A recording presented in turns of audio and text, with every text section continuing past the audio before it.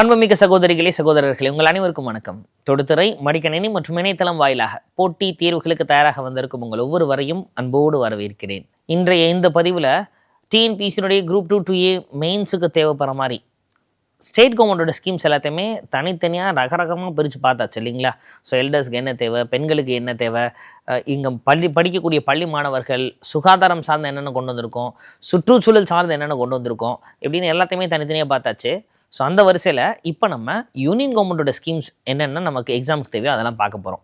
அப்போ யூனியன் கவர்மெண்ட்டில் ரொம்ப ட்ரெண்டிங்கில் இருக்கக்கூடிய ஸ்கீம்ஸ், பிரபலமான ஸ்கீம் நமக்கான என்ன தெரியாமல் இருக்கும் இல்லையா, அந்த மாதிரி இருக்கக்கூடிய ஸ்கீம்ஸை இந்த பதிவில் நம்ம பார்க்க போகிறோம். ஸோ அப்படி முதல்ல நம்ம பார்க்கக்கூடிய scheme PLI scheme for pharma industries. So அதாவது production linked incentive scheme for pharma. இந்த மருந்துகளுக்கான உற்பத்தியுடன் இணைக்கப்பட்ட ஊக்கத்தொகை திட்டம் அப்படின்னு தமிழ் அழகாக உருவாக்கப்பட்ட இந்த திட்டத்தை பற்றி நம்ம பார்க்க போகிறோம். ஸோ இந்த திட்டம் 2021 அமலுக்கு வருகிறது. சரிங்களா? ஸோ ஒரு 8 இல்லை 9 ஆண்டுகள் வரைக்குமே இந்த திட்டம் இருக்கும் அப்படின்னு சொல்லியிருக்கிறாங்க. இந்த திட்டத்தினுடைய நோக்கம் என்ன அப்படின்னா, மருத்துவத்துறை இருக்குது இல்லைங்களா? ஸோ இந்த மருத்துவத்துறையில் இந்தியாவுடைய உற்பத்தி திறன்களை நம்ம மேம்படுத்தணும். ஏன்னா மக்கள் தொகையை பொறுத்த வரையில் இந்தியா அப்படின்றது ஒரு 2வது மிகப்பெரிய நாடு. அப்போ அந்த மக்களுக்கு தேவைப்படுற மாதிரி உணவு உற்பத்தியில் நம்ம பண்ணிட்டு தான் இருக்கோம், பிரச்சனை கிடையாது. ஆனால் மருத்துவத்துறையிலையும் அதுக்கேற்ற ஒரு முன்னேற்பாடுகள் நம்ம செய்யணும் இல்லைங்களா? அதுக்காக தான் இந்த ஃபார்மா இண்டஸ்ட்ரீஸ்க்கு ஊக்கத்தொகை கொடுக்கறதுக்காக இந்த ஸ்கீம் உருவாக்கியிருக்காங்க.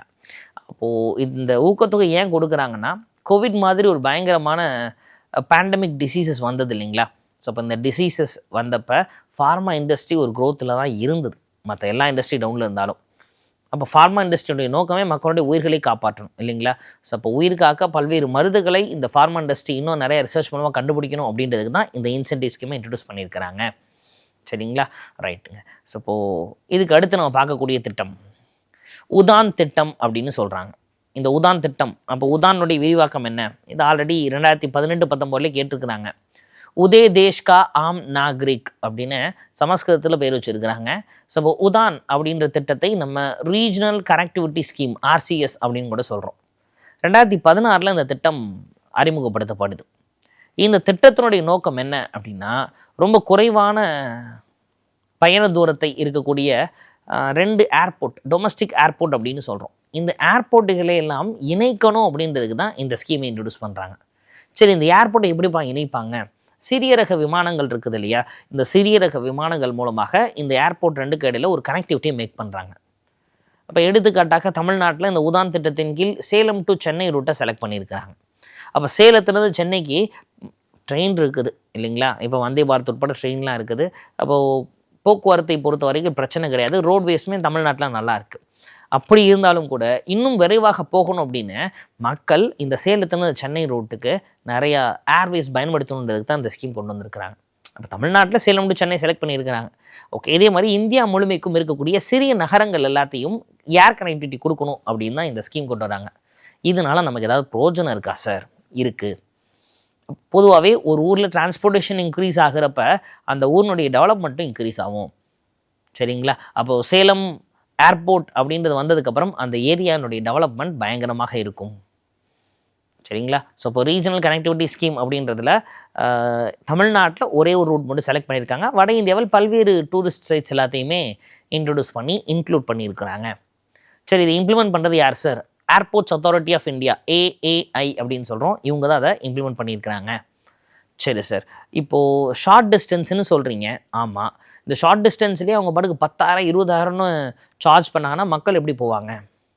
ஸோ ப்ராக்டிக்கலாக அந்த பிரச்சனை இருக்குல்ல. அதனால இந்த ரீஜனல் கனெக்டிவிட்டி ஸ்கீமில் ஆப்ரேட் பண்ணக்கூடிய ஏர்லைன்ஸுக்கு அரசாங்கம் மானியம் கொடுக்குது.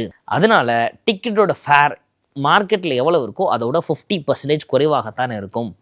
அப்போ 1000-1200 ரூபாயில் கிட்டத்தட்ட வந்தே பாரத்தோட first class executive class ticket, train ticket போகிறதுல ஃப்ளைட்லேயே நம்ம யூஸ் பண்ணிக்கலாம். சரிங்களா? ரைட். அப்போ சாமானியர்களும் வான்வெளி போக்குவரத்தை பயன்படுத்தும் பொருட்டு இந்த திட்டத்தை அறிமுகப்படுத்தி இருக்கிறாங்க. சரி சார், இதனுடைய கீ இனிஷியேட்டிவ்ஸ் என்னென்ன இருக்குது? கிருஷி உதான் அப்படின்றதையும் உருவாக்கியிருக்கோம். சரிங்களா? அது என்ன சார் கிருஷி உதான்? கிருஷினாலே நமக்கு தெரியும், சமஸ்கிருதத்தில் கிருஷினா விவசாயிகள் அப்படின்னு அர்த்தம்.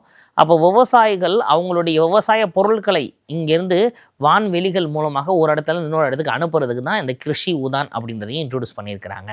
அடுத்ததாக நாம் பார்க்கக்கூடிய திட்டம் டிஜிட்டல் இந்தியாவின் கீழ் வரக்கூடிய பாரத் நெட் திட்டம். 2015 வருஷம் இந்த திட்டத்தை அறிமுகப்படுத்துகிறாங்க. ஸோ இப்போ இந்த திட்டத்தினுடைய நோக்கம் என்ன? நம்ம நாட்டில் இருக்கக்கூடிய அனைத்து கிராம பஞ்சாயத்துகளுக்கும், சரிங்களா, இங்கே எல்லா இடங்களுக்குமே நம்ம இன்டர்நெட் வசதியை ஏற்படுத்தி கொடுக்கணும் அப்படின்றதுக்கு தான் இந்த ஸ்கீம். எதுக்கு சார் கொண்டு வராங்க? டிஜிட்டல் இந்தியா அப்படின்னு ஒரு ஸ்கீமை இன்ட்ரடியூஸ் பண்ணாங்க சார். அந்த டிஜிட்டல் இந்தியாவுடைய நோக்கமே கடைக்கோடியில் இருப்பவர்கள் வரைக்கும் டிஜிட்டல் மீன்ஸ், அதாவது இன்டர்நெட் மூலமாகவே அவங்க அரசாங்கத்தினுடைய சேவைகளை பயன்படுத்திக்கணும் அப்படின்றது தான் கொண்டு வந்தாங்க. அதை அறிமுகப்படுத்தினதுக்கப்புறம் தான் யோசிச்சு பார்க்குறாங்க, கிராமங்கள்லாம் இன்டர்நெட் ஃபெசிலிட்டியே இல்லையே, நகரங்களில் இருக்கவங்களுக்கு மட்டும்தானே இன்டர்நெட் ஃபெசிலிட்டி இருக்குது, அப்போ கிராமங்களில் இருக்கவங்க எப்படி இந்த திட்டத்தை பயன்படுத்துறது அப்படின்னு யோசிக்கிறாங்க. அது யோசிச்சு தான் அதுக்கப்புறம் பாரத் நெட் திட்டம் அப்படின்ற இந்த திட்டத்தின் அடிப்படையில் எல்லா கிராம பஞ்சாயத்துகளுக்குமே இன்டர்நெட் கனெக்டிவிட்டி கொடுக்கணும் அப்படின்னு இந்த ஸ்கீமை இன்ட்ரடியூஸ் பண்ணுறாங்க. அப்படி தமிழ்நாட்டில் 12,525 கிராமங்களை தேர்ந்தெடுத்து அந்த கிராமங்களில் பாரத் நெட் திட்டத்தின் மூலமாக இன்டர்நெட் ஃபெசிலிட்டியை ஏற்படுத்தி கொடுக்குறாங்க. ஒட்டுமொத்த இந்தியாவில் எப்படி சார் இருக்குது? ஒட்டுமொத்த இந்தியாவில் கிட்டத்தட்ட 2,60,000 கிராமங்களுக்கு இந்த திட்டத்தின் மூலமாக இன்டர்நெட் ஃபெசிலிட்டி ஏற்படுத்தி கொடுக்குறாங்க. சரி சார், அது எப்படி அப்படின்னு நமக்கு தெரிஞ்சிருச்சு. அடுத்ததாக நேஷனல் ஃபுட் செக்யூரிட்டி ஆக்ட் 2013 வருஷம் கொண்டு வரப்பட்ட ஒரு சட்டம். பிவிக்யூல 2-3 தடவை கேட்ட கேள்வி இது. பேர்லேயே நமக்கு லீட் கிடைச்சிருச்சு. தேசிய உணவு பாதுகாப்பு சட்டம், தேசிய உணவு பாதுகாப்பு சட்டம் அப்படின்னு சொல்றாங்க. அப்போ இந்த சட்டத்தினுடைய நோக்கம் என்ன? மனித வாழ்க்கைக்கு தேவையான முக்கியமான ஒன்று உணவு தான் இல்லைங்களா? ஆமாம், அதனால தான் தமிழ் இலக்கியங்கள் உண்டி கொடுத்தோர் உயிர் கொடுத்தோரே அப்படின்னு சொல்லுது இல்லைங்களா? மனிதனுடைய முக்கிய தேவைகள் 3 தான் தமிழ் இலக்கியங்கள் அப்படி தான் சொல்லுது. ஒன்று உணவு, மொதல் விஷயம் அதுதான். 2வது உடை, 3வது உறைவிடம். அப்போ இந்த 3 தான் மனிதனுக்கு முதன்மையான தேவைகள், இல்லை அடிப்படை தேவைகள் இல்லைங்களா? ஒன்று, உயிரை பாதுகாத்து கொள்வதற்கு உணவு வேண்டும், சாப்பிடணும், சாப்பிடாமல் பட்டினியாக இருந்தோன்னா உயிர் போயிடும். அடுத்து மானத்தை பாதுகாத்து கொள்வதற்காக உடை வேண்டும். அப்போ உயிர் மானம் இது ரெண்டுமே சேர்த்து பாதுகாத்துக்கிறதுக்கு உறைவிடம் வேண்டும், சரிங்களா? அப்போ இது 3 தான் முக்கியம். பாருங்கள், அடிப்படையாக மனிதனுக்கு தேவை இந்த 3 தான். அதில் முதன்மையானது உணவு. அப்பேற்பட்ட உணவு பற்றாக்குறைகளால் இங்கே இந்தியர்கள் யாருமே இருந்துடக்கூடாது அப்படின்றதுனால தான் இந்த திட்டத்தை அறிமுகப்படுத்துகிறாங்க, சரிங்களா? ரைட்டுங்க. ஸோ இப்போ இந்த திட்டம் எப்படி கவர் பண்ணப்படுது அப்படின்னா, 67% இருக்கக்கூடிய ஒட்டுமொத்த இந்திய மக்கள் தொகை இந்த சட்டத்தின் கீழ் வந்துடுறாங்க. கிட்டத்தட்ட கிராமப்புறங்களில் இருக்க 75% பயனாளர்களாகவும் நகர்ப்புறத்தில் இருக்கக்கூடிய 50%க்கு மேற்பட்ட பயனாளர்கள் இந்த நேஷனல் ஃபுட் செக்யூரிட்டி ஆக்டின் கீழ் சேர்க்கப்படுகிறார்கள். அப்போ இவங்களுக்கு தேவைப்படுற மாதிரி மாதம் மாதம் அவங்களுக்கு நியாய விலைக் கடைகள் மூலமாக உணவுப் பயிர்கள் அரசாங்கம் கொடுக்க போகுது. அப்போ இந்தியாவுக்குள்ளே அவங்க எங்கே இருந்தாலும் அவங்களுக்கு, அதாவது சிட்டிசன் ஆஃப் இந்தியாவாக இருந்தால் போதும், அவங்க ரேஷன் கார்டு இருந்தாலும் இல்லைனாலும் அவங்களுக்கு உணவு கொடுக்கணும் அப்படின்றது தான் இந்த திட்டம். ஆரம்ப காலகட்டத்தில் தமிழ்நாடு இந்த உணவு பாதுகாப்பு சட்டத்தை எதிர்த்தது. ஆனால் அதுக்கப்புறம் என்ன பண்ணுறாங்க அப்படின்னா, தமிழ்நாடும் சரி ஓகே கையெழுத்து போட்டுது. இப்போ இந்த உணவு பாதுகாப்பு சட்டத்தை நம்ம ஏற்றுக்கிட்டதுனால தமிழ்நாடு அரசு நடத்தக்கூடிய அமுதம் நியாய விலை கடைகளில் வடமாநிலத்தை சார்ந்தவர்களும் வந்து ரேஷன் பொருட்களை வாங்கிட்டு போகிறாங்க, சரிங்களா? அப்போது இன ரீதியாக பார்த்தோன்னா நம்ம நாட்டில், அதாவது நம்ம மாநிலத்திலேருந்து அவங்க வந்து வாங்கிக்கிறாங்களேன்னு இருக்கும். பட் மனிதாபிமான அடிப்படையில் பார்த்தாங்கன்னா நாம் நிறைய பேருக்கு உணவுப் பொருட்கள் கொடுக்குறோம் அப்படின்னு எடுத்துக்க வேண்டியது தான். என்றால் யாதும் ஊரே யாவரும் கேளீர் அப்படின்ற விஷயத்தை இந்த உலகத்துக்கே சொல்லி கொடுத்தது தமிழர்கள். அப்போ நம்மளும் அப்படி இருக்கணும் இல்லைங்களா? அதனால் அதை அக்செப்ட் பண்ணிக்கிறோம். அடுத்ததாக one nation one ration card scheme, ஒரே நாடு ஒரே ரேஷன் அட்டை அப்படின்ற இந்த திட்டம் 2019 வருஷம் உருவாக்கப்படுது. இந்த திட்டத்தின் அடிப்படையில் இந்தியா முழுமைக்கும் எக்கச்சக்கமான புலம்பெயர் தொழிலாளர்கள் இருக்காங்க. அதுவும் வட இந்தியாவில் உத்தரப்பிரதேசம் மற்றும் பீகாரை சார்ந்த புலம்பெயர் தொழிலாளர்கள் இந்தியா முழுமைக்கும் நிறையா இடங்களில் போய் வாழ ஆரம்பிச்சிடுறாங்க. ஸோ இப்போ இவங்களுக்கெல்லாம் பயன்படுறதுக்காக தான் இந்த திட்டத்தை அரசாங்கம் உருவாக்கி வச்சுருக்குது, சரிங்களா? ஒரே நாடு ஒரே ரேஷன் அட்டை திட்டம். அப்போ நம்மலாம் பாருங்கள், நம்ம ரேஷன் கார்டு ஸ்மார்ட் கார்டு எடுத்து பார்த்தோன்னா கவர்மெண்ட் ஆஃப் தமிழ்நாடுன்னு இருக்கும். ஸோ அப்படி இல்லாமல் இனிமேல் கவர்மெண்ட் ஆஃப் இந்தியா அப்படின்னு இந்தியா முழுமைக்கும் ஒரே ரேஷன் கார்டு அப்படின்றத அறிமுகப்படுத்துகிறாங்க. அடுத்ததாக ப்ராஜெக்ட் மௌசாம் திட்டம். இந்த மௌசாம் திட்டம் அப்படின்றது இதோடு தொடர்புடையது. இந்திய பெருங்கடல் இருக்குது இல்லைங்களா? இந்த இந்திய பெருங்கடலில் கலாச்சார ரீதியாக, வணிக ரீதியாக மற்றும் மத தொடர்புகளின் பன்முகத்தன்மையை ஆவணப்படுத்துவதன் மூலமாக இந்திய பெருங்கடலின் உலகத்தை ஆராய்வதற்காக உருவாக்கப்பட்டதான் இந்த ப்ராஜெக்ட் மௌசாம், சரிங்களா? அப்போது இந்திய அரசாங்கம் இந்திய பெருங்கடல் ஆராய்ச்சி பண்ணுறதுக்கு ஒரு நோக்கம் இருக்குது. அப்போ அவங்க கமர்ஷியலாவோ ரிலீஜியஸ் ரிலேட்டடாக ஏதாவது டேட்டாஸ் இருக்குதான்றதை செக் பண்ணுறாங்க. பட் தமிழ்நாட்டை பொறுத்தவரை நாம் என்ன சொல்கிறோம் அப்படின்னா, இந்திய பெருங்கடலை நாம் அகழ்வாராய்ச்சி செய்கிற மாதிரி கடலில் ஆராய்ச்சி செய்வதன் மூலமாக இழந்து போன குமரி கண்டத்தை நம்மளால் கண்டுபிடிக்க முடியும் அப்படின்னு நம்ம சொல்கிறோம். ஏன்னா இந்திய பெருங்கடலில் தான் கீழே தான் குமரி கண்டம் இருந்ததாக நம்பப்படுகிறது. தி லாஸ்ட் லெமோரியா அப்படின்ற புத்தகம் அதுக்கு மிகப்பெரிய சான்று. சரிங்களா? அப்போ தமிழர்கள் எப்படி உருவானார்கள் அப்படின்றதுக்கு இந்த குமரி கண்டம் ஒரு மிகப்பெரிய தூண்டுகோலாக இல்லை திறவுகோலாக இருக்கும். நம்ம அதை போய் ஆராய்ச்சி பண்ணி அதில் டேட்டாஸ் கிடைச்சா. சரி, இதை இம்ப்ளிமெண்ட் பண்ணக்கூடிய ஏஜென்சி யார் sir? Archaeological survey of India, இந்திய தொல்பொருள் ஆய்வு நிறுவனம். இவங்க தான் இதை செயல்படுத்தக்கூடிய நிறுவனமாக இருக்கிறது. அடுத்தது கலா சான்ஸ்கிருதி விகாஸ் யோஜனா. 2013 ஆண்டு உருவாக்கப்பட்டது தான் இந்த கலா சமஸ்கிருத விகாஸ் யோஜனா. அப்போ இந்த யோஜனா, இந்த திட்டம் எதற்காக உருவாக்கப்படுது? இது நாட்டினுடைய ஆர்ட் அண்ட் கல்ச்சர். சரிங்களா? ஸோ நம்ம நாட்டில் இருக்கக்கூடிய பல்வேறு விதமான கலைகள் மற்றும் கலாச்சாரத்தை வெளி உலகத்துக்கு கொண்டு போய் சேர்க்கணும் அப்படின்றதுக்கு தான் இந்த திட்டத்தை அறிமுகப்படுத்தியிருக்கிறாங்க. சரி, இந்த திட்டத்தினுடைய கம்போனன்ட்ஸ் என்னென்ன? இந்த திட்டத்தின் கீழ் ஃபினான்ஷியல் அசிஸ்டன்ஸ் கொடுக்குறாங்க சார். அப்போ கிட்டத்தட்ட மானியம் இல்லைனா நிதி உதவி கொடுக்குறாங்க. யார் யாருக்கு அப்படின்னா, கலை மற்றும் கலாச்சாரத்தை பேணி பாதுகாக்கக்கூடிய கலைஞர்களுக்கு கொடுக்குறாங்க. இதனால் என்ன ஆகுது சார்? ஒரு கல்ச்சுரல் இன்ஃப்ராஸ்ட்ரக்சர், கலாச்சார உட்கட்டமைப்பை உருவாக்குறாங்க. நீங்கள் நல்லா யோசிச்சு பாருங்கள். அப்போ கலாச்சாரத்தை பின்பற்றுவது முக்கியமாக, ரொம்ப ரொம்ப முக்கியமான விஷயமாக தான் நம்ம பார்க்குறோம். ஆனால் கலாச்சாரத்தையும் தாண்டி வளர்ந்து வரக்கூடிய அறிவியல் தொழில்நுட்பத்துக்கு ஏற்ற மாதிரி ஒரு இன்ஃப்ராஸ்ட்ரக்சர் நமக்கு தேவை. தமிழ்நாடு அரசு வளர்ந்து வர காலகட்டத்துக்கு ஏற்ற மாதிரி இந்த அறிவியல் சார்ந்த உட்கட்டமைப்பு வசதிகளை ஏற்படுத்திட்டு தான் வருது. சரிங்களா? எஸ். அப்போ அவங்க கலாச்சார ரீதியாக நம்ம கான்சன்ட்ரேட் பண்ணுறாங்க, நம்ம வளர்ச்சி ரிலேட்டடாக சயின்ஸ் அண்ட் டெக்னாலஜி ஓரியன்டாக நம்ம கான்சன்ட்ரேட் பண்ணிகிட்ருக்கோம். அடுத்ததாக அடிட்டி இண்டெக்ஸ் அப்படின்னு சொல்கிறோம். அது என்ன அடிட்டி? ஸோ இதோட விரிவாக்கம் என்ன? இதை கூட கேட்கலாம் நமக்கு. Acting development of innovative technologies with iDEX. அப்போ அடிட்டி அப்படின்றது acting development of innovative technologies with iDEX. 2024 ஆண்டு இதை அறிமுகப்படுத்துகிறார்கள். ஸோ இதன் நோக்கம் என்ன சார் அப்படின்னா, நம்ம நாட்டில் இருக்கக்கூடிய கிட்டத்தட்ட 30 முக்கியமான தொழில்நுட்பங்கள் இல்லைன்னா 30 முக்கியமான கண்டுபிடிப்புகள் அப்படின்னு எடுத்துக்கலாம். இது எல்லாமே நம்ம டெவலப் பண்ணணும். குறிப்பாக இப்போ பேண்டிகூட் அப்படின்னு ஒரு ரோபோட்டை அறிமுகப்படுத்தினாங்க. அந்த பேண்டிகூட் ரோபோட் என்ன பண்ணுது அப்படின்னா, இங்கே இருக்கக்கூடிய இந்த சுகாதாரம் ரிலேட்டடாக மேன் ஹோல்ஸ் அப்படின்னு சொல்கிறாங்க இல்லையா, பாதாள சாக்கடைகள், அதில் ஏதாவது அடைப்புகள் ஏற்பட்டால் இப்போ வரைக்கும் நம்ம ஒரு ஹியூமனை இறங்கி தான் அதை க்ளீன் பண்ண வச்சுக்கிட்டு இருக்கோம். ஒரு ஹியூமன் தான் போய் ஹியூமன் இன்டர்வென்ஷனோட தான் அது நடந்துக்கிட்டு இருக்கு. அப்படி இருக்கக்கூடாது அப்படின்னு தான் அந்த பேண்டிகூட் ரோபோட் கொண்டு வந்தாங்க. ஸோ அது மாதிரி பல்வேறு தொழில்நுட்ப ரிலேட்டடாக என்னென்ன இன்னோவேட்டிவாக நம்மளால் பண்ண முடியுமோ அது எல்லாத்தையும் பண்ணி ஒரு டெவலப்மெண்ட் ஃபேஸில் நம்ம இருக்கணும் அப்படின்றதுக்கு தான் இந்த அடிட்டி இண்டெக்ஸ் அப்படின்றத கொண்டு வந்திருக்கிறாங்க. சரிங்களா? இது கிட்டத்தட்ட 2026 வரை அமலுக்கு இருக்கும். அப்போ இதுக்கு ஃபினான்ஷியல் சப்போர்ட் எப்படி பண்ணுறாங்க அப்படின்னா, 50% ஆஃப் ஃபினான்ஸ் வந்து அந்த ப்ராடக்டோட டெவலப்மெண்ட் காஸ்ட்டுக்கும், சரிங்களா, அது 50 பாதி அரசாங்கம் கொடுத்துருது. அதில் மேக்ஸிமம் பார்த்தீங்க அப்படின்னா, எந்த நிறுவனம் இந்த டெக்னாலஜிக்கலாக ரொம்ப பெரிய மாற்றத்தை ஏற்படுத்துதோ அவங்களுக்கு 25 கோடி வரைக்குமே அமௌண்ட் வந்து கிராண்ட்ஸாக மத்திய அரசாங்கம் கொடுக்குது. சரி, இதில் யார் யார் சார் எலிஜிபிள்? புதுசாக இருக்கக்கூடிய தொழில் நிறுவனங்கள், ஸ்டார்ட் அப்ஸ், அவங்க எலிஜிபிள். இந்தியாவில் இருக்கக்கூடிய எம்எஸ்எம்இஸ், அதாவது குறு சிறு மற்றும் நடுத்தர நிறுவனங்கள், இவங்க. இது போக இண்டிவிஜுவல் இன்னோவேட்டர்ஸ், அப்போ தனிநபர் இருப்பாங்க இல்லையா, அவங்களும் ஒரு சில கண்டுபிடிப்புகளை கண்டுபிடிச்சிருப்பாங்க. அந்த மாதிரி கண்டுபிடிப்புகளும் கூட இதில் சேரலாம். அடுத்ததாக நம்ம பார்க்கக்கூடியது ஒரு சர்ச்சையான ஒன்றாக இருந்தாலும் கொஞ்சம் ஒரு ட்ரிக்கியான ஒரு ஸ்கீம், அக்னிபாத் ஸ்கீம். இந்த அக்னிபாதை திட்டம் அப்படின்றது 2022 ஆண்டு அறிமுகப்படுத்தப்படுது. அப்போ இந்த திட்டத்தினுடைய நோக்கம் என்ன அப்படின்னா, இராணுவம் போன்ற மிலிட்ரி பேராமிலிட்ரி ஃபோர்ஸஸ்க்கு ஒரு ஷார்ட் டேர்ம் ரெக்குவயர்மெண்ட்டாக எடுக்கிறது தான் சொல்கிறாங்க. இப்போ கிட்டத்தட்ட 17.5 வயதுலேருந்து 21 வயதுக்கு உட்பட்ட மாணவர்களை அக்னிபாதை திட்டத்தின் கீழ் இராணுவத்துக்கு அக்னிவீர் அப்படின்னு சொல்லி பேரில் எடுத்துடுறாங்க. சரிங்களா? ஸோ இப்போ அக்னிவீர் அப்படின்றதுல அவங்களுக்கு ஆர்மியில், ஏர்ஃபோர்ஸில், நேவியில் இது எல்லாத்துலேயுமே எடுத்து 4 ஆண்டுகள் பயிற்சி கொடுக்குறாங்க. சரிங்களா? எஸ், இந்த 4 ஆண்டுகள் பயிற்சி கொடுத்துட்டு அந்த பயிற்சிக்கு பிறகு அவங்க தேவைப்பட்டதுன்னா அப்படியே கண்டினியூ பண்ணலாம். அப்படி இல்லை அப்படின்னா அவங்களுக்கு சேவா நிதி அப்படின்னு சொல்லிட்டு ஒரு நிதி ஒதுக்குறாங்க.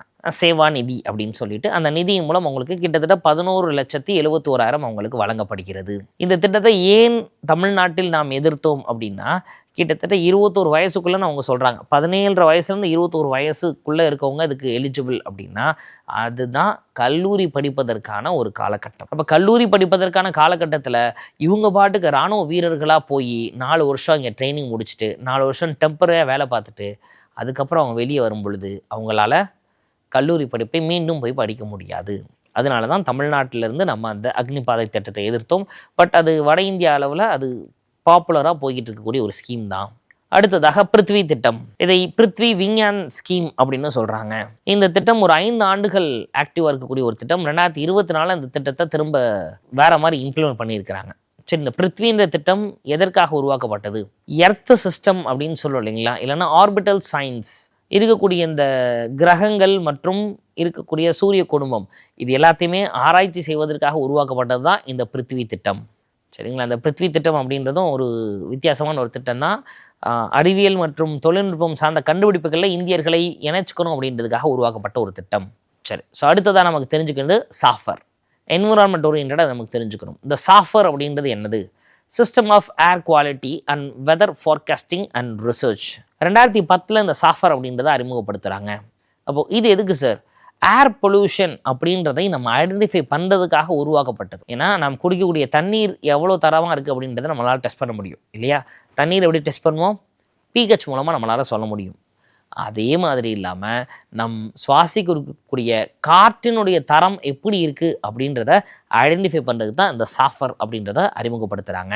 சரிங்களா, ரைட். இந்தியாவிலே முதல்ல அறிமுகப்படுத்தப்பட்டது தான் இந்த சாஃபர். அப்போ காற்றின் தரம் எப்படி இருக்குன்னு இது மூலமாக நம்மளால் தெரிஞ்சுக்க முடியும். அடுத்ததாக பிஎம் ஸ்ரீ ஸ்கூல்ஸ்.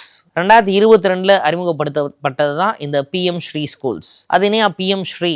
பிரதான் மந்திரி ஸ்ரீ அப்படின்றத எப்படி விரிவாக்கம் பண்ணுறாங்க அப்படின்னா ஸ்கூல்ஸ் ஃபார் ரைசிங் இந்தியா. அப்போ இந்த ஸ்கூல்ஸ் ஃபார் ரைசிங் இந்தியா அப்படின்ற ஸ்கீம் எதுக்காக அறிமுகப்படுத்தப்படுது அப்படின்னா இங்கே மாணவர்கள் கல்வியை ரொம்ப எளிமையாகவும் ரொம்ப மகிழ்ச்சியாகவும் படிக்கணும் அப்படின்றதுக்காகவும் 21st செஞ்சுரிக்கு ஏற்ற மாதிரி ஆக்டிவிட்டி பேஸ்ட் லேர்னிங், அதாவது கற்றல் எப்படி இருக்குன்னா செயல்கள் மூலமாக கற்றலாக இருக்க வேண்டும் அப்படின்னு இன்ட்ரடியூஸ் பண்ணுறாங்க. அது கொண்டு வரப்பட்டது 2022 இருந்தாலும் இப்போ இது லாஸ்ட் ஃபேஸில் இருக்குது. இந்த பிஎம் ஸ்ரீ ஸ்கூல்ஸ் 2027 வரைக்குமே ஒரு ஃபாஸ்ட் ஃபேஸில் இன்ட்ரடியூஸ் பண்ணப்பட்ட ஒரு ஸ்கீமாக இருக்குது. சரிங்களா, ஆக்டிவிட்டி பேஸ்ட் லேர்னிங்கில் அதனுடைய நோக்கம் என்ன? இந்தியா முழுமைக்கும் 14,500 ஸ்கூல்ஸில் இந்த ஸ்கீமை இம்ப்ளிமெண்ட் பண்ணுறாங்க. இந்த ஸ்கீம் எதன் அடிப்படையில் இருக்குது அப்படின்னா நேஷ்னல் எஜுகேஷன் பாலிசி 2020 அடிப்படையில் இருக்குது. அடுத்தது பிரதான் மந்திரி ஜன்தன் யோஜனா, ஜேடிஒய் ஸ்கீம் அப்படின்னு சொல்கிறோம். 2014 உருவாக்கப்பட்டது அந்த பிரதான் மந்திரி ஜன்தன் யோஜனா திட்டம். அப்போ இதன் அடிப்படையில் என்ன பண்ணுறாங்க அப்படின்னா நாட்டில் இருக்கக்கூடிய எல்லா நபர்களும் கண்டிப்பாக வங்கி கணக்கு வச்சுக்கணும். ஏன்னா பேங்க் அக்கௌண்ட்டே இல்லாத நிறையா நபர்கள் இருக்கிறாங்க. அப்படிலாம் இல்லாமல் அவங்க எல்லாமே பேங்க் அக்கௌண்ட்ஸ் வச்சுக்கணும் அப்படின்றது தான் இந்த பிரதான் மந்திரி ஜன்தன் யோஜனா. நீங்கள் வேணால் கேட்கலாம், சார் பேங்க் அக்கௌண்ட் வச்சுக்க சொன்னால் காசு இருந்தால் தானே பேங்க்கில் போட்டு வச்சுக்குவாங்க, இப்போ காசு இல்லாதவங்க என்ன பண்ணுவாங்க? அவங்களுக்காக தான் இந்த அக்கௌண்ட்ஸ். அப்போ ஜன்தன் யோஜனாவின் கீழ் எல்லா வங்கிகளிலும் அந்த மினிமம் பேலன்ஸ் மெயின்டைன் பண்ணணும்னு சொல்கிறாங்க இல்லையா? அப்படி இல்லாமல் இங்கே ஜன்தன் யோஜனாவை கீழே வரக்கூடியதை ஜன்தன் அக்கௌண்ட்ஸ் அப்படின்னு சொல்கிறோம். இந்த ஜன்தன் அக்கௌண்ட்ஸ் என்ன பண்ணும் அப்படின்னா 0 பேலன்ஸ் அக்கௌண்ட்ஸ். அப்போது இங்கே மினிமமாக அவங்க சேவிங்ஸ் ஏதாவது வச்சுக்கணும் அப்படின்னு அவசியம் கிடையாது. சரிங்களா, ஸோ இதன் அடிப்படையில் அவங்களுக்கு இது 0 பேலன்ஸ் அக்கௌண்ட்டு. ஆனால் அவங்களுக்கு ரூபே டெபிட் கார்டு வந்துடும். ரூபே அப்படின்றது இந்தியாவில் தயாரிக்கப்பட்ட ஒன்று. ரூபி பே, அதான் ரூபே. இந்த ரூபே டெபிட் கார்டு வந்துடும். இந்த ஜன்தன் யோஜனாவின் கீழ் கணக்கு தொடங்கக்கூடிய எல்லாருக்குமே ஆக்சிடென்ட் கவராக 2 lakh rupees வந்துடும். ஸோ அதே மாதிரி இவங்க அதிகபட்சமாக 10,000 ரூபாய் வரை அவங்க ஒரு மாதத்தில் காசை எடுத்துக்கொள்ளலாம். சரிங்களா, ஸோ அடுத்ததாக நம்ம பார்க்கக்கூடிய ஒரு முக்கியமான திட்டம் சுகன்யா சம்ருதி யோஜனா. தமிழில் ரொம்ப அழகாக செல்வ மகள் சேமிப்பு திட்டம் அப்படின்னு சொல்கிறோம். இந்த திட்டம் எதற்காக உருவாக்கப்படுகிறது? இந்த திட்டம் கேர்ள் சைல்டுடைய வெல்ஃபேருக்காக உருவாக்கப்படுது. கிட்டத்தட்ட 2015 இந்த திட்டத்தை அறிமுகப்படுத்தியிருக்கிறாங்க. இந்த திட்டத்தினுடைய நோக்கமே பெண் குழந்தைகள் இருக்காங்க இல்லையா, அவங்களுடைய உயர்கல்வி மற்றும் பெண் குழந்தைகளுடைய வாழ்க்கையின் பாதுகாப்பிற்காக உருவாக்கப்பட்ட ஒரு ஸ்கீம். அப்போ இதுக்கு யாரெல்லாம் சார் எலிஜிபிள் அப்படின்னா 10 வயதுக்குட்பட்ட பெண் குழந்தைகள் எல்லாருமே எலிஜிபிள். அப்போது ஒரு குறிப்பிட்ட வருஷத்தில் அதிகபட்சமாக 1.5 லட்சம் ரூபாய் வரை இந்த சுகன்யா சம்ருதி அக்கௌண்ட்டில் நம்ம ஒரு அக்கௌண்ட் க்ரியேட் பண்ணணும். பண்ணிவிட்டு 1.5 லட்சம் ரூபாய் வரைக்கும் இதில் நம்ம டெபாசிட் பண்ணிக்கலாம். இதில் டெபாசிட் பண்ண அமௌண்ட்டை 15 வருடம் கழித்து அந்த குழந்தையினுடைய உயர்கல்விக்காகவோ இல்லை திருமணத்திற்காகவோ நம்ம எடுத்துக்கலாம். இப்போ கரண்ட் ரேட்டில் சுகன்யா சம்ருதியில் 8.6% இன்ட்ரெஸ்ட் ரேட் கொடுத்துக்கிட்டு இருக்காங்க. இந்த சுகன்யா சம்ருதி யோஜனா நேரடியாக மத்திய அரசினுடைய ஃபினான்ஸ் மினிஸ்ட்ரி கீழே வர்றதுனால இதனுடைய இன்ட்ரெஸ்ட் ரேட் எல்லாத்தையுமே ஃபினான்ஸ் மினிஸ்ட்ரி தான் டிசைட் பண்ணுறாங்க.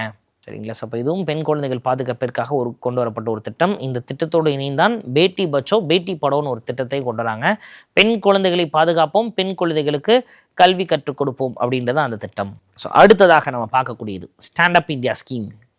2016 வருஷம் கொண்டு வரப்பட்ட ஒரு திட்டம் தான் இந்த ஸ்டாண்டப் இந்தியா ஸ்கீம். அப்போ இந்த திட்டத்தின் அடிப்படையில் என்ன பண்ணுறாங்க அப்படின்னா, நிறையா தொழில்களை உருவாக்கணும் அப்படின்னும் எக்கனாமிக்கலாக ஒரு எம்பவர்மெண்ட் கிடைக்கணும் அப்படின்றதுக்காகவும் இந்த ஸ்டாண்டப் இந்தியா ஸ்கீம் கொண்டு வந்தாங்க. இதனுடைய முக்கியமான நோக்கம் என்ன அப்படின்னா, 10 லட்சம் ரூபாயிலிருந்து 1 கோடி ரூபாய் வரை, சரிங்களா, எல்லாருமே லோன் வாங்கிக்கலாம். தொழில் முனைவர்கள் லோன் வாங்கிக்கலாம். ஒரு பேங்க்கோட பிரான்ச்சில் கண்டிப்பாக ஒரு நபர் எஸ்சி எஸ்டியாக இருக்க வேண்டும், ஒரு நபர் பெண்ணாக இருக்கணும், இவங்களுக்கு கண்டிப்பாக லோன் கொடுத்துக்கணும் அப்படின்னு சொல்கிறாங்க. அப்போ ஆப்வியஸாக ஒவ்வொரு பேங்க் பிரான்ச்லையுமே மினிமம் ஒரு எஸ்சி எஸ்டி ஆர் ஒரு விமனுக்கு கண்டிப்பாக லோன் கொடுத்துருக்கணும். சரிங்களா? மினிமம். அப்போ இதனால் என்ன ஆகும், எஸ்சி எஸ்டி பீப்புளும் சரி பெண்களுக்கும் சரி இதன் மூலமாக அவங்க கடன் வாங்கி தங்கள் தொழிலை டெவலப் பண்ணிக்கலாம். சரிங்களா? இந்த லோன் செக்யூரிட்டி அப்படின்றத credit guarantee fund for stand up India அப்படின்றத உருவாக்கி அதன் மூலமாக கொலெக்ட்ரல் ஃப்ரீ கவரேஜ். அது என்ன கொலெக்ட்ரல் ஃப்ரீ? எந்த வித வைப்பும் தேவையே இல்லை. வழக்கமாக லோன் வாங்குறோன்னா வீட்டு கடன் வாங்கினா வீட்டு அடமானமாக வைக்கணும் இல்லைங்களா? எஸ், கார் லோன் வாங்கினா காரை அடமானம் வச்சு வாங்குவோம். ஸோ இந்த மாதிரி வாங்குவோம். ஆனால் இந்த ஸ்டாண்டப் இந்தியா திட்டத்தின் கீழ் வரக்கூடியவங்க கொலேட்ரல் ஃப்ரீ லோன். அப்போ எந்த வித பிணையமும் வைக்க வேண்டியது கிடையாது. ஆட்டோமேட்டிக்காக இந்த ஸ்கீமில் நம்ம ரெஜிஸ்டர் பண்ணி லோன் வேணால் வாங்கி நம்ம பாட்டுக்கு நம்ம தொழிலை தொடங்கலாம். சரிங்களா? இது எஸ்சி எஸ்டி மற்றும் விமனுடைய அப்லிஃப்ட்மெண்ட்காக கொண்டு வரப்பட்ட ஒரு திட்டம். அடுத்ததாக தொழில் முனைவோர் கொண்டு வரப்பட்ட திட்டத்தில் நம்ம பார்க்க போகிறது பிரதான் மந்திரி முத்ரா யோஜனா. 2015 வருஷம் இந்த ஸ்கீம் கொண்டு வராங்க. இந்த பிரதான் மந்திரி முத்ரா யோஜனா அடிப்படையில் முத்ரா லோன்ஸ் அப்படின்றத குறு சிறு மற்றும் நடுத்தர நிறுவனத்தை சார்ந்தவங்களுக்கு கொடுக்குறாங்க. அப்போ இதுவுமே அந்த ஸ்டாண்டப் இந்தியா அப்படின்றதும் இதுவும் ஒன்று தானா? வேற வேற. ஸ்டாண்டப் இந்தியா அப்படின்னு புதுசாக தொழில் தொடங்குறவங்களுக்காக, முத்ரா அப்படின்றது ஆல்ரெடி தொழில் தொடங்கி இருக்கவங்க எக்ஸ்ட்ரா வாங்குறதுக்கு யூஸ் பண்ணுறாங்க. இதில் 3 பிரிவுகளாக பிரிக்கிறாங்க சார். சிஷு அப்படின்றாங்க, 50,000 ரூபாய் வரை கடன் வழங்குறாங்க. அடுத்து கிஷோர், 50,000 5 லட்சம் ரூபாய் வரை கடன் வழங்குறாங்க. இறுதியாக தருண், இது 5 லட்சத்திலிருந்து 10 லட்சம் வரை கடன் வழங்கப்படுகிறது. சரிங்களா? இப்போ தொழில் முனைவர்களை ஊக்குவிக்கணும் அப்படின்றதுக்காக இந்த திட்டங்களை கொண்டு வந்திருக்கிறாங்க. அடுத்ததாக பிரதான் மந்திரி மத்ஸ்ய சம்பத யோஜனா அப்படின்றாங்க. 2020 வருஷம் அறிமுகப்படுத்தப்பட்டது இது. ஸோ இப்போ இதன்படி என்ன சார் சொல்கிறாங்க, ப்ளூ ரெவல்யூஷன், அதாவது இந்த மீன்வளத்துறை இருக்குது இல்லையா, இதில் நிலையான மற்றும் பொறுப்பான வளர்ச்சியை நம்ம கடைபிடிக்கணும். இந்த நீலப்பொரிச்சி வர்றதுனால என்ன ஆகும், ஃபிஷிங் செக்டார் டெவலப் ஆகும் அப்படின்றதுக்காக இதை கொண்டு வந்திருக்கிறாங்க. ஸோ இதனால் என்ன ஆகும், மீன் பிடிக்கக்கூடிய மீனவர்கள் இருக்காங்க இல்லையா, இவங்களுடைய வருவாய் ரெட்டிப்பாகும் அப்படின்னு அரசாங்கம் நம்புது. அப்போ ஒரு பக்கம் மீன் பிடிக்கிறவங்களுக்கு வருமானம் வரும், இன்னொரு பக்கம் மீன் பிடிக்கிறதுனால அரசாங்கத்துக்கும் நிறையா வரி கிடைக்கும் அப்படின்னு நினைக்கிறாங்க. சரிங்களா? ரைட். ஸோ அப்போ இதுவும் ஒரு முக்கியமானது தான். அடுத்ததாக ராஷ்ட்ரிய கோகுல் மிஷன். 2014 வருஷம் இந்த ராஷ்ட்ரிய கோகுல் மிஷன் அறிமுகப்படுத்துகிறாங்க. இது எதற்காக அப்படின்னா, கால்நடை துறை இருக்குது இல்லையா, அங்கே இருக்கக்கூடிய ஆடு மாடுகள் இதன் மேம்பாட்டுக்காகவும், இந்த ஆடு மாடுகள் மற்றும் இந்தியாவிலேயே இருக்கக்கூடிய உயிரினங்கள் இருக்கும்ல, அதாவது ஒரு சில ப்ரீட் வந்து வெளிநாட்டிலேருந்து எடுத்துருப்போம். இப்போ எடுத்துக்காட்டாக ஜெர்சி மாடு அப்படின்னு சொல்கிறோம், அதிகமாக அதான் பால் கொடுக்குது. அந்த ஜெர்சி மாடு இண்டிஜினியஸ் ப்ரீடு கிடையாது. ஆனால் நம்ம இந்தியாவிலே இருக்கக்கூடிய சிந்தி அப்படின்னு ஒரு மாட்டு வகை இருக்குது. சரிங்களா? அப்போ தமிழ்நாட்டில் நமக்கு இருக்கக்கூடிய காங்கேயம், அந்த மாதிரி ஒவ்வொரு சில மாட்டின் வகைகள் இருக்குது. அந்த மாதிரி இருக்கக்கூடிய நாட்டு மாடுகளை பாதுகாக்கணும் அப்படின்றதுக்கு தான் இந்த ஸ்கீம் கொண்டு வந்திருக்கிறாங்க. சரிங்களா? ரைட்டுங்க. ஸோ அடுத்ததாக ஆயுஷ்மான் பாரத் ஸ்கீம்.